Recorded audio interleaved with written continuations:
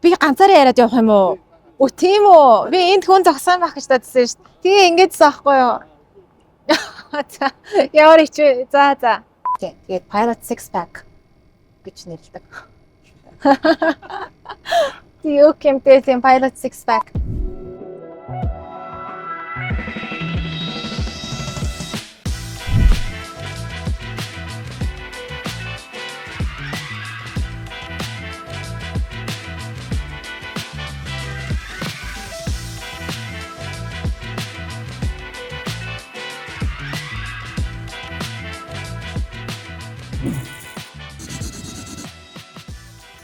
Наг Инхчин гэдэг хүнээр компани Embraer 102 агаарын удалгийн хамтран нисгчээр ажилладаг. Би нисгч мэрэгчлээ. Миний мэрэгжил гэх юм бол би Aviation Operations гэдэг мэрэгчлэр 12-оос 17 оны хоорондны 5 жил Канад улсад Торонто хотод сурч төгссөн. Ангидаа болохоор ганц монгол байсан. Манай багш нар болохоор эхэндээ хараад нэг анзаардаггүй. Тэг яг нөгөө миний нэрийг ингээд харахаараа шоконд орчдогсэн байхгүй. Инхчиг хүрэлч чулуун гингүүд амар ерөөсөө баг хэний ч сонсож байгаагүй хаанхын ямар нэр вэ гэд гахаддаг байсан. Тэгээд ер нь айгуу тийм Монгол гэдгийгүүд амар сонирхож сонирхол нь хөдөлдөг байсан баха. Тийм. Тэгээд чи амар холоос ирсэн юм биш тий ингээд нисгэж болох гээд ганцаараа ирсэн юм уу гэд амар гайхдаг. Тэр үед чинь би бас өөрөө нэг жоохон 17 18 таа тэнгүүд багш нар ингээл ямар зоригтой ганцаарх нь өрөөд ирсэн юм уу гэж асуудаг байсан.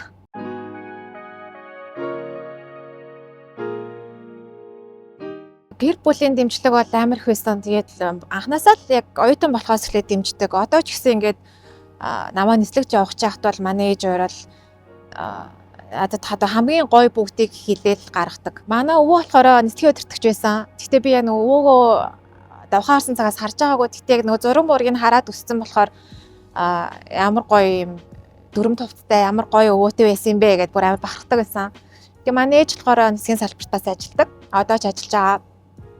Тэг багаас ээжигээ ирээд яг ингээд нисгтэр ирээд би өглөө ээжигээ ингээд ажилдаа явах гэсэн гут нь өөрөө дагаас ирчдэг. Тэгчээд яах чагаа гингут нь тантай хамт ажиллаж явах чинь гэд зогсоод идэв байсан байхгүй. Тэгээ яах гэдэг гэвэл нөгөө аэропорт дээр ирж өдрийн хоол иддэг. Тэрэн дээр нь хотлоо хамт ирэх гээд тэгээд онгоц гарах гад тэгээд дагаж явах амар дуртай байсан ээжийнхээ ажил руу. Тэгээд тэгсээр агаад бас нисгийн салбартай ойр дотн байсан. OmniPay лизинг болон хувийн төлөх үйлчилгээ Money application байрлаа. OmniPay өөрт амраар төлөх.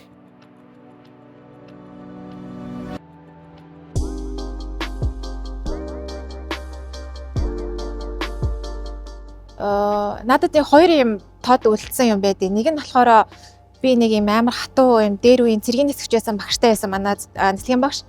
Тэгээд тэр багш манай нислэгийн шалгалтанд орохын өмнө за инхчин чи яг амар хоол зайтай тусаа тэнд зогсоод ингээд ойрлохгүйгээр өөрийгөө ингээд амар чанга хоолоогоор ингээд онгоц нисэж байгаа хийж байгаа юмнуудаа чанга хэлээд өөртөө ихтэй ярих юм бол нислэгийн шалгалтанд ч оруулна гэж хэлсэн байхгүй юу. Тэгээд гэр хүн надад яг өөртөө ихтэй хийж байгаа зүйлдээ тийм ихтэй байх байдлыг зааж өгчээсэн. Нөгөө багш маань болохоор ингэж хэлчихсэн. Би нэг жоохон гэрээ санцаа нэг амных нэг гой байгаагүй юм баггүй. Тэгээд тэгсэн чинь тэр багш маань чамд хүний амьдралд юу ч тохиолдож болно те. Ингээд нисгч хүн байлаа гэдэг амьдрал нь проблем байхгүй гэсэн үе байхгүй. Бүх хүний амьдрал стресстэй проблем байгаа. Тийм болохоор чи онгоцны хаалгаар орлоо кокпит руу ороод суулаа тэрийгээ зүгээр ингээ онгоцны хаагаадаа хаяад орж сураарай гэж хэлжсэн баггүй. Тэгэхээр тэр хоёрыг би олдоо байнга бодож явдаг. За одоо ч гэсэн манай нислэгийн багш нар одоо хамт нисэж байгаа дарга нар маань ч гэсэн хэлдэг байхгүй юу.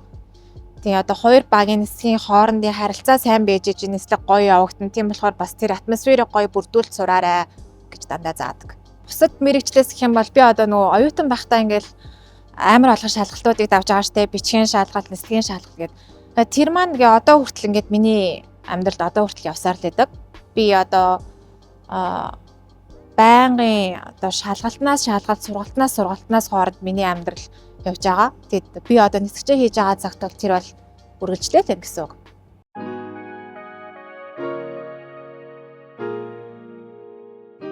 За яг үннийг хэлэхэд би ерөөсөө би чадахгүй юм байна гэж би ерөөсөө бодож байгаагүй. Яагаад гэвэл надад чадна гэдгээс өөр сонголт байхгүй л гэж би бодож байсан. Тийм болохоор ерөөсө бууж өгөх тийм бодлоор толгоонд орж ирж байгаагүй. Мэдээж ээж аваасаа хоол, гэрээсээ хоол өөр ертөнцид, өөр оронд амьдрах гэдэг бол хэцүү. Надад ч гэсэн тухайд амар хэцүү санагдаж байсан. Тиймэрхүү зүйлийг тоохгүй тэгээ яг өөрийнхөө зөвхөн тавьсан зорилготой тууштай, үнэнч шантрахгүй байх юм бол ямар ч хүнд юу ч боломжтой гэж би боддог. Гэхдээ мэдээж яг ямар одоо хэцүү юм бэ гээл тэ одоо ингээд стресс тийм үеуд бол гарч исэн одоо ч хаяа гардаг. Тэгтээ тэгээд ер нь өөрөө болно гэж бодсон, өөрөө зохицуулна гэж бодсон байхдаа л тэгээд болохгүй зүйл гэж байхгүй хаа.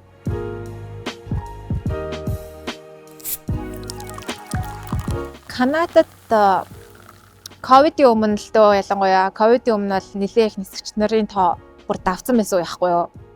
Тэгээд одоо болохоор нэг ковидоос хойш болохоор яг нисгч нарын бэлтгэл нисгчээр одоо ингээд дутагдчихж байгаа тийм үе. Тэгээд надад илүү одоо Монголд ирээд ажилласан илүү карьерийн хувьд хөгжих боломж арай өндөр байсан болохоор би шууд Монголд ирэхийг сонгосон. Би одоо Монголд ирлээгээд би буцаад өөр оронд нисгчээр ажиллах одоо боломжууд хаагдана гэсэн үг биш. Тэр боломж харин илүү олон болно. Тийм болохоор бас Монголд ирэх нь арай зөв сонголт юм шиг надад санагдсан.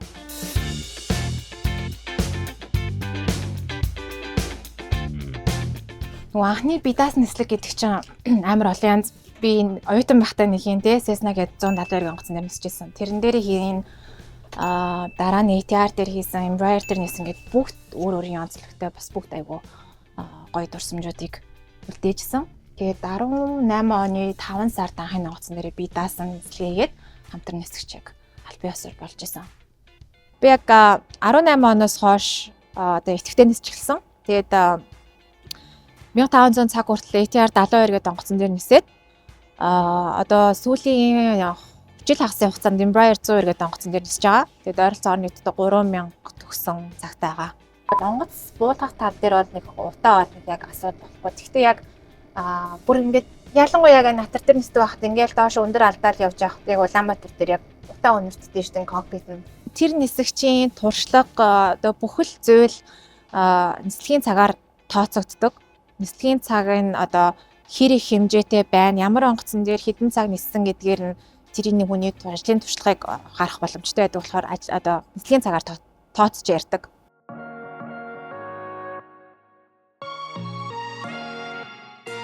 Энэ онгоцон дээр хамгийн удаан нисчихсэн гэвэл манай энэ онгоц нөгөө нэг үзлэг шиг юмд орох гээд Сингапурд орж ирсэн байхгүй. Тэгээд яг одоо манай Атар гэдэг энэ онгоцны хувьд Сингапурч айгүй хол исэн. Тэгээд дундаа Бугут гээд Хятадд нэг хотоор зогсоод дараа нь Ханой зогсоод тэгээд Вьетнам тэгээд Сингапур гэж явж исэн. Тэгээд энэ онгоцтой миний хийжсэн хамгийн удаан нислэг баг тэр байсан баха. Embraer-тай болохоор би одоо хамгийн урт нислэг хийх гэж байна. Миний одоо манай компани онгоц оруулж ирж байгаа. Тэгээд тэрийг явж авчрах тийм надад тохиосон. Тэрийг Германаас очиж авчрах. Тэр бол миний одоо хамгийн урт нислэг болохоо.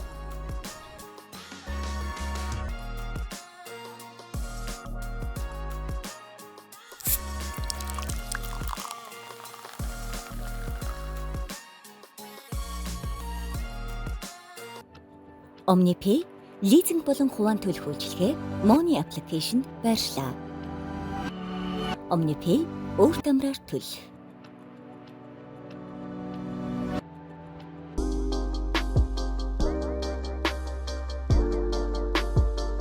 Баг хамт олон манай баг хамт олонны үед гэвэл манай айгуу тийм залуухан хамт олонтой компани л да. Тийм болохоор би нэг айгуу ойлгож ажилладаг. Илүү open minded хүмүүстэй хамт ажилладаг. Тэгээд тийм баригдмал зүйл байхгүй айгуу гоё.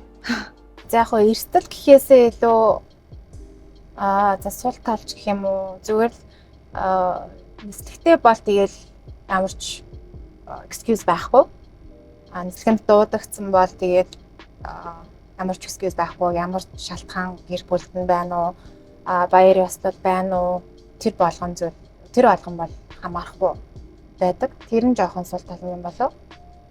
Яг нь нэгдүгээрт хамтран нисгч гэдэг утгаараа бол би бусад хүмүүстэй адилхан эрэхтэй, өөрхтэй, хариуцлагатай Гэхдээ яг ажлын бус цагаар тий off duty time гэдэг нислэгэнд яваагүй тийм үеүүдэд бол илүү их эрхийг эдэлдэг. Тий. Жишээ нь одоо бид нар юм зөөчих юм бол надаар юм өргүүлэхгүй ер нь тэгэл зөндөө олон ах нартай юм шиг байдаг. Ах нартай айлын тийм бага охин шиг л байдаг.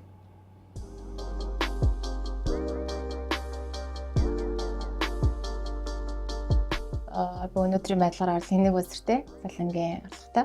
Одоо миний нисгчийн үндсэн цалин дээр нэмэгдээд миний нислэгийн цагийн мөнгө гэж нэмэгдэж миний цалин тооцогддог. Тэгэхээр сар болгон бол харилцан адилгүй миний хэрэг нислэгт явсан гэдгээс шалтгаална.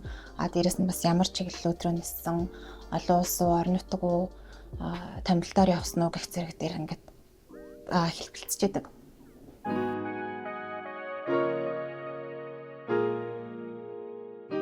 Өөрийгөө аягүй сайн менеж хийж явдаг гэж боддог.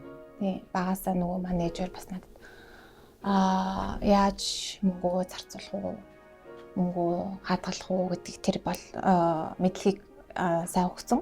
Тэгээд ер нь бол яг хуваагаал явцдаг. Төлөх ёстой нөгөө төлбөрүүд гэдэг байгаа штэ тий, утас юу гэл байр бүх юмны төлбөрүүдэд хамгийн түрүүнд төлөөд үлдсэний нь болохоор ямар нэг юм болоход одоо аялал те илүү зардал гаргах нэг хад хэсэг байгаа. Saving нэг хэсэг байгаа. Тэгээд манай хүүгийн хадгаламжийн нэг хэсэг байгаа.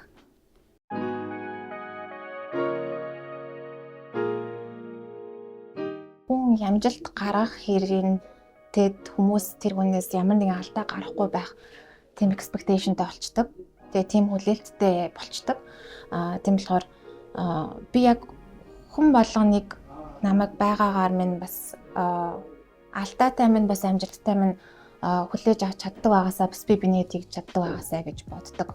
Би нөгөө хэлжсэн чинь яг нөгөө нисэгч байх чинь суурах, шалгалт ингээл өөрийгөө илүү ингээд хөгжүүлж авахаар хийж дуусахгүй гэж боддог гэд яг тэрнтэйгээ адилхан би яг нэг хитрхээ нэг тийм төсөөлшгүй гоол тавихаас илүү яг хүн одоо яг өнөөдөр миний хийх ёстой юм юу вэ? Тэрийг яг 100% тултал нь хийгээд яваад байх юм бол аяанда тэр юм achieve хийх юм болов уу гэж боддог.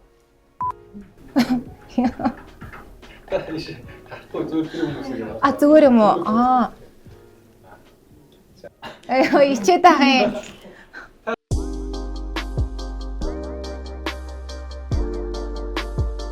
Би яг өөртөө баримталдаг зарчим гэх юм бол яг өөртөө үнэнч байх гэж хэлэндээ тэгээд би одоо жишээ нь миний зорилго за би юм хийх ёстой гэл өөрийгөө л хуурахгүй тэрэндээ л үнэнч байх юм бол болно гэж боддог.